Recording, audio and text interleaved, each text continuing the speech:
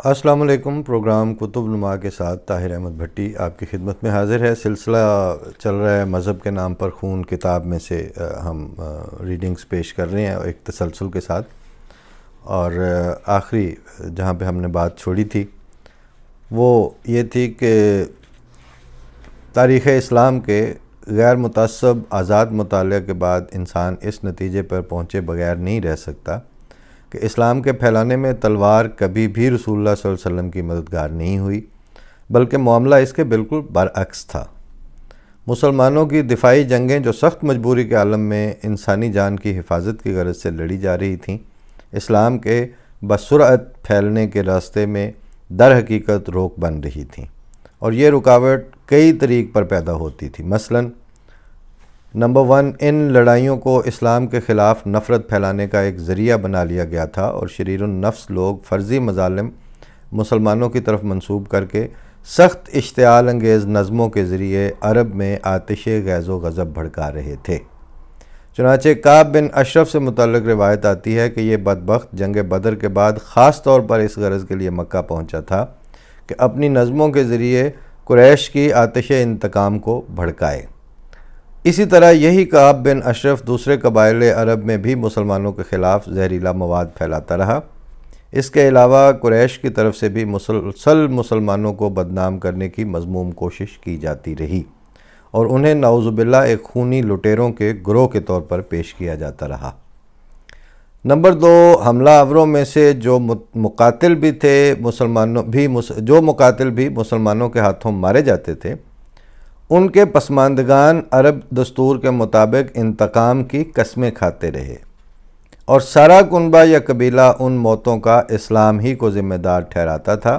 اور ناحق یہ دین مظلوم ان کی نفرت کا نشانہ بن جاتا تھا۔ اب یہاں پہ ان کے قبائل کے جو رسم و رواج تھے وہ حصے پہ مستشرقین بھی ہاتھ رکھ لیتے ہیں، اور ان کی ہمنوائی میں مودودی صاحب بھی یہ تفصیلیں بتانے کی زحمت نہیں فرماتے۔ نمبر 3، ان مخالفانہ حالات میں عرب کی اکثر آبادی تک اسلام کا پیغام پہنچانا اور دلوں سے غلط فہمیوں کو دور کرنا ایک امر محال بن گیا تھا، جس کے نتیجے میں لازماً تبلیغ ایک بہت ہی تنگ دائرے تک محدود ہو کر رہ گئی تھی۔ نمبر 4، جن لوگوں تک اسلام کا پیغام پہنچ سکا تھا اور وہ اس کی سچائی کے قائل بھی ہو چکے تھے، ان میں سے بھی ایک کمزور دل طبقہ محض اس مخالفانہ ماحول سے ڈر کر اس کا اظہار کرنے سے رکا ہوا تھا، اور ان لڑائیوں کی ایک دہشت دلوں پر بیٹھی ہوئی تھی۔ نمبر 5، انفرادی طور پر دشمنی کا ڈر نہ ہونے کی صورت میں بھی اسلام میں شمولیت ایک خاص جرأت اور مردانگی چاہتی تھی، کیونکہ اس شمولیت کا مطلب مسلمانوں کی دفاعی جنگوں میں ان کے ساتھ شریک ہونے کے مترادف تھا، اور مسلمانوں کی کمزوری کے پیش نظر دوسرے الفاظ میں اس کا یہ مطلب تھا کہ کوئی جان بوجھ کر آنکھوں سے دیکھتے ہوئے موت کے منہ میں قدم رکھ دے۔ نمبر 6، خود حفاظتی کے اقدامات کے سلسلے میں مسلمانوں کا اتنا وقت صرف ہو جاتا تھا کہ انہیں تبلیغی مشاغل کے لیے بہت کم فرصت ملتی تھی۔ اگر میرا مندرجہ بالا دعویٰ درست ہے، مرزا طاہر احمد صاحب مذہب کے نام پر خون میں تجزیاتی رنگ میں فرماتے ہیں کہ یہ جو 6 پوائنٹس میں نے ہائی لائٹ کیے ہیں، اگر میرا مندرجہ بالا دعویٰ درست ہے تو اس کا لازمی نتیجہ یہ نکلنا چاہیے کہ جو ہی جنگ اپنے ہتھیار ڈال دے، اسلام کی اشاعت کی رفتار تیز تر ہو جائے، اور ہم دیکھتے ہیں کہ بعینہ ہی ایسا ہی ہوا، اور اسلام کے آخری غلبہ سے پہلے بھی صلح کے دور میں اشاعت اسلام کی رفتار غیر معمولی طور پر تیز ہو گئی۔ اگر کوئی شخص شبہ پر تول ہی بیٹھے تو فتح مکہ کا دن وہ پہلا دن ہے جس کے بعد یہ شبہ کیا جا سکتا ہے کہ تلوار کے ذریعے حاصل شدہ غلبہ کے نتیجے میں اسلام قبول کرنے کی طرف لوگوں کا میلان ہوا ہوگا، مگر صلح حدیبیہ کے دور پر تو یہ شبہ نہیں کیا جا سکتا، کیونکہ یہ صلح خود ظاہر نظر میں ایک کمزوری کی دلیل تھی، اور دشمن اسے اپنی فتح کا نام دیتا تھا۔ اب دیکھیے کہ دعوی نبوت سے لے کر صلح حدیبیہ تک جو مصیبتوں اور بدامنی کا دور تھا، تقریباً 19 سال کے عرصے میں جس قدر لوگوں نے اسلام قبول کیا، اس سے کہیں زیادہ تعداد میں صلح حدیبیہ کے 2 سالہ دور میں لوگ مسلمان ہوئے۔ اب یہ کمپیئر اینڈ کنٹراسٹ کر کے چیزوں کو ہائی لائٹ کریں، پھر بات کریں، پھر الزام لگتا ہے تو لگائیں۔ یہ موازنہ حیرت انگیز ہے، مگر تاریخ سے ثابت ہے کہ ایسا ہی ہوا۔ زیادہ سے زیادہ مسلمان مردوں کی تعداد جو صلح حدیبیہ سے پہلے کسی جنگ میں شریک ہوئی ہے وہ تقریباً 3000 افراد بنتی ہے۔ یہ بڑے سے بڑے تخمینہ کے مطابق اسلامی فوج کے ان سپاہیوں کی تعداد ہے جنہوں نے جنگ احزاب میں حصہ لیا۔ اس کے مقابل پر فتح مکہ کے موقع پر مسلمان لشکر کی تعداد 10,000 قدوسیوں پر مشتمل تھی۔ ان مزید 7,000 میں سے بہت ہی کم تھے جو جنگ احزاب اور صلح حدیبیہ کے درمیان مسلمان ہوئے، اور یقیناً بھاری اکثریت نے صلح حدیبیہ کے 2 سالہ امن کے دور میں ہی اسلام قبول کیا۔ چنانچہ حضرت عمر بن العاص، حضرت خالد بن ولید، سیف اللہ بھی اسی دور کے مسلمانوں میں سے ہیں۔ یہ موازنہ صاف ثابت کرتا ہے کہ جارحانہ جنگوں کا تو کیا سوال، خود یہ دفاعی جنگیں بھی اشاعت اسلام کے لیے سخت مضر ثابت ہو رہی تھیں۔ کجا یہ کہ حضور صلی اللہ علیہ وسلم اس غرض سے کسی قسم کے جنگ و جدال کا خیال بھی دل میں لاتے۔ اس کے علاوہ اس موازنے سے یہ امر بھی صاف طور پر ثابت ہو جاتا ہے کہ جب فتح مکہ اور پھر جنگ حنین کے بعد امن کا دور آیا تو اہل عرب کا جوک در جوک مسلمان ہونا کسی غلبہ کے اثر سے نہ تھا، بلکہ صلح حدیبیہ کے دور کی طرح مسلمانوں کی پرامن تبلیغ کے نتیجے میں ہوا تھا۔ اب رہا یہ سوال کہ ان بعد کے مسلمانوں نے حضرت ابوبکر رضی اللہ تعالیٰ عنہ کی حکومت کے خلاف کیوں بغاوت کی؟ تو اس کا جواب بالکل واضح ہے۔ دراصل اس دور کے اکثر مسلمانوں کو جو بدوی قبائل سے تعلق رکھتے تھے، براہ راست حضرت صلی اللہ علیہ وسلم سے تربیت پانے کا کوئی موقع نہیں مل سکا تھا، بلکہ اکثر بدقسمت ان میں سے ایسے تھے جنہوں نے حضور صلی اللہ علیہ وسلم کے نورانی چہرہ کو ایک نظر دیکھا تک نہیں تھا۔ اس زمانے میں سفر ایسے پرمشقت ہوا کرتے تھے کہ یہ ممکن نہیں تھا کہ دور دور کے قبائل کے تمام افراد فردن فردن حضرت صلی اللہ علیہ وسلم کی خدمت میں حاضر ہوتے۔ اس لیے عرب کے طریق کے مطابق مختلف قبائل یا تو کوئی تبلیغی وفد اپنے ہاں بلوا لیتے تھے یا اپنے وفود حضرت صلی اللہ علیہ وسلم کی خدمت میں بھجوا دیا کرتے تھے، جو کافی بحث و مباحثے کے بعد کسی نتیجہ تک پہنچتے تھے، اور پھر وفد کا جو بھی فیصلہ ہوتا تھا قوم اس کے پیچھے چلتی تھی۔ یہی وجہ تھی کہ ان میں سے بہت سے ایسے نو مسلم تھے جو حضرت صلی اللہ علیہ وسلم سے تربیت تو درکنار صحابہ کبار سے بھی تربیت حاصل نہ کر سکے تھے۔ اس پر مزید ابتلا یہ آن پڑا کہ وہ سب ہادیوں کا رہنما اور ہدایتوں کا سورج صلی اللہ علیہ وسلم ان بدقسمتوں کے قبول اسلام کے تھوڑی ہی دیر بعد غروب ہو گیا، اور ایک نسبتی اعتبار سے افق عرب پر اندھیرا چھا گیا۔ تاریخ کے ان اوراق میں ہمارے لیے ایک گہرا سبق ہے کہ جب قومیں اپنے وقت کے نبی کا انکار کرتی ہیں اور بزور اس نور کو بجھانے کی کوشش کرتی ہیں تو اس دنیا میں ایک سخت دردناک سزا ان کو یہ ملتی ہے کہ ان کی اکثریت کو اس وقت ایمان نصیب ہوتا ہے جب وہ نبی ان سے جدا ہونے کو ہوتا ہے، یا پھر اس سے بھی دیر میں اس نبی کی جدائی کے بہت بعد۔ پس کیا ہی بد نصیب ہیں وہ عشاق جو وصل کے دور میں تو ایک قابل صد محبت وجود سے نفرت کر رہے ہیں، مگر جب فراق کی گھڑی آ پہنچے یا ہجر کی راتیں مسلط ہو جائیں تو ان کے قلوب میں شعلہ عشق بھڑک اٹھے۔ آئیے اب ہم حضرت صلی اللہ علیہ وسلم کے دعوی نبوت سے لے کر آپ کے وصال تک کی تاریخ اسلام پر ایک متجسسانہ نظر ڈال کر دیکھیں کہ کسی دور میں شاید کسی اور طریقے سے جبری طور پر مسلمان بنانے کا کوئی ثبوت ملتا ہو۔ مثلاً ہو سکتا ہے کہ فتوحات کے مان بعد خوفزدہ مخالفین کو بشدت اسلام قبول کرنے کی تلقین کی گئی ہو، یا ان کی جان بخشی یا آزادی کے لیے مسلمان ہونا بطور شرط کے رکھ دیا گیا ہو۔ حضرت رسول اکرم صلی اللہ علیہ وسلم کی زندگی کو فتح مکہ تک 3 ادوار میں تقسیم کیا جا سکتا ہے۔ اول، وہ انتہائی مظلومی کا دور جو دعوی نبوت سے لے کر ہجرت تک ممتد ہے اور جسے عرف عام میں مکی دور کہا جاتا ہے۔ دوسرے، وہ مدنی دور جو سن ہجرت سے لے کر صلح حدیبیہ تک پھیلا ہوا ہے،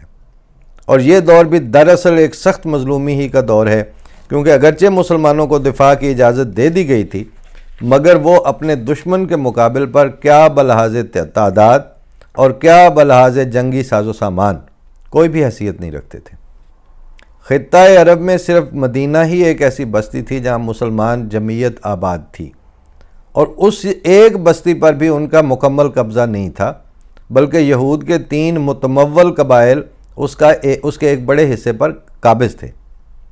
اور اوس اور خزرج کے تمام افراد بھی حلقہ وگوش اسلام نہیں ہوئے تھے ابھی تک۔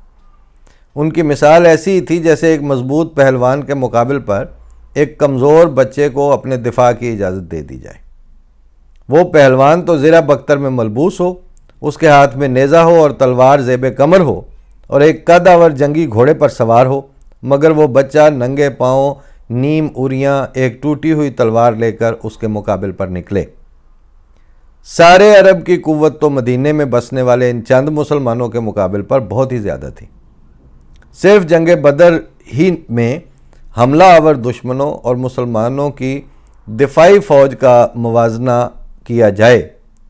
تو کچھ اس قسم کا موازنہ ہوگا۔ پس اس دور کو بھی میں سخت مظلومی کا دور ہی کہوں گا، مانا کہ دفاع کی اجازت مل چکی تھی۔ تیسرا وہ دور ہے جو صلح حدیبیہ سے شروع ہو کر فتح مکہ تک پھیلا ہوا ہے۔ یہ صلح اور امن کا دور تھا جس میں کفار مکہ کی طرف سے مسلمانوں پر کوئی حملہ نہیں کیا گیا، تاہم یہود اور بعض دیگر قبائل کی عہد شکنیوں کے نتیجے میں بعض غزوات و سرایا یعنی سریے جو بھیجوائے جاتے ہیں رسول اللہ صلی اللہ علیہ وسلم کی طرف سے آپ کی زندگی میں، وہ وقوع پذیر ہوئے تھے۔ اب اس کے بعد ایک ایک دور کا آگے تجزیہ جو ہے وہ اس سے اگلے حصے میں پیش کیا جائے گا۔ فی الحال یہاں پر اس آج کے ایپیسوڈ کو ختم کرتے ہیں، اور دیکھنے کی بات یہی ہے کہ اگر موازنہ کیا جائے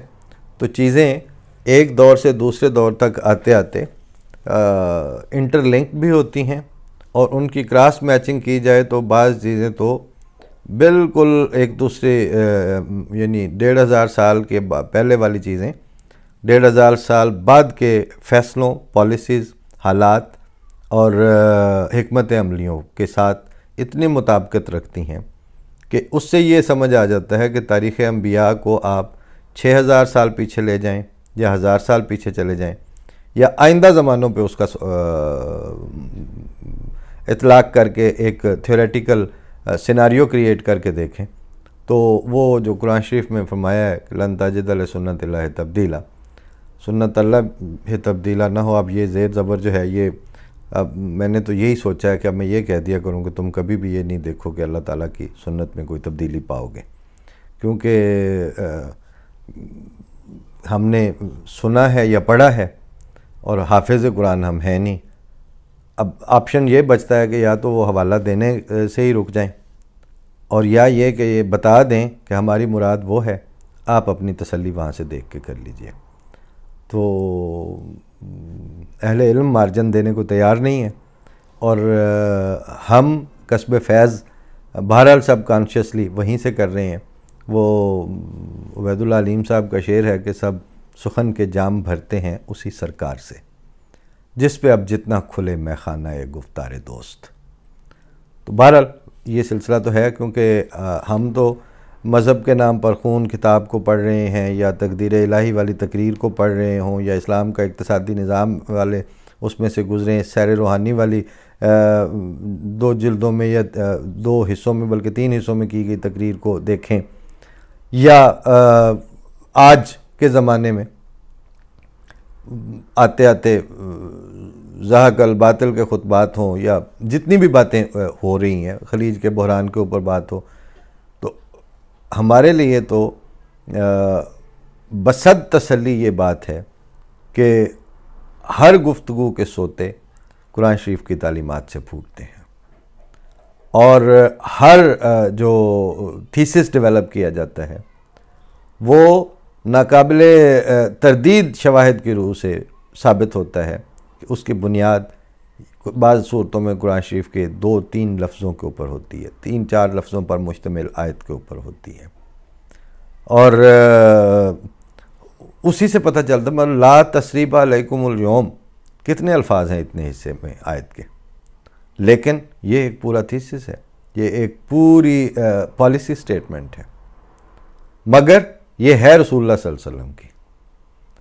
وہ جو مسلم پارٹی اور اسلامی حکومت اور سیاسی غلبہ اور پھر مودودی صاحب کے ساتھ تڑکا لگا ہو اس کی مودودی فلسفی کے ساتھ، اس میں ان چیزوں سے ان کو بچا کے نکلنا پڑتا ہے۔ ان کو وہ پالیسی سٹیٹمنٹ کے طور پر نہیں لیتے، بلکہ وہ پالیسی وہی ہے جو ایک دو پروگرام پہلے تھا کہ ساتھ والی حکومتوں کو پیغام بھیجیں اور پھر ان کے جواب کا انتظار کیے بغیر ان پر چڑھ دوڑیں۔ یہ مسلم پارٹی کی پالیسی ہوگی، مگر وہ مسلم پارٹی آج کے زمانے کے مودودیزم یا طالبانائزڈ ورژنز آف اسلام کی ہوگی، رسول اللہ صلی اللہ علیہ وسلم کی اور قرآن کریم کی تعلیمات پر بنیاد رکھنے والی اور اس کو عروۃ الوثقیٰ کے طور پر مضبوطی سے پکڑنے والی۔ وہ نہ وہ تعلیم ہے نہ وہ پالیسی ہے۔ اللہ تعالیٰ فضل کرے، یہ ساری مسلمان جنریشنز ہماری اپنی جنریشنز ہیں، یہ ساری مسلمان جنریشن جو اس وقت ان کے ذہنی جبر اور تعلیم کے مسخ شدہ فلسفیز کے شکنجے میں آئی ہوئی ہیں، یہ بذات خود مظلوم جنریشنز ہیں۔ ان کی طرف سے گالیاں پڑ جائیں، ان کی طرف سے یہ ان کے سکھائے پڑھائے پہ بک بک کر جائیں، وہ کو گند بک جائیں، تو وہاں پہ پھر صرف نظر ہی کرنا پڑتا ہے۔ کیوں کہ